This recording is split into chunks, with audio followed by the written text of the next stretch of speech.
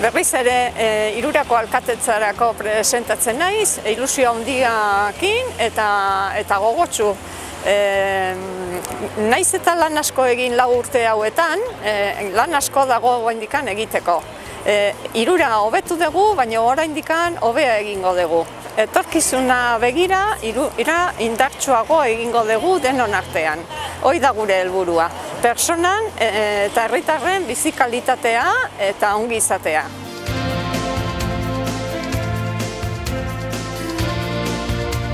Ana Leundak adierazten duna eta demostratzen duna da Irurak aldaketa behar zuela eta beak gidatu duen ekipo horren eskutik antzeman dala eta emandako hitza bete egin da.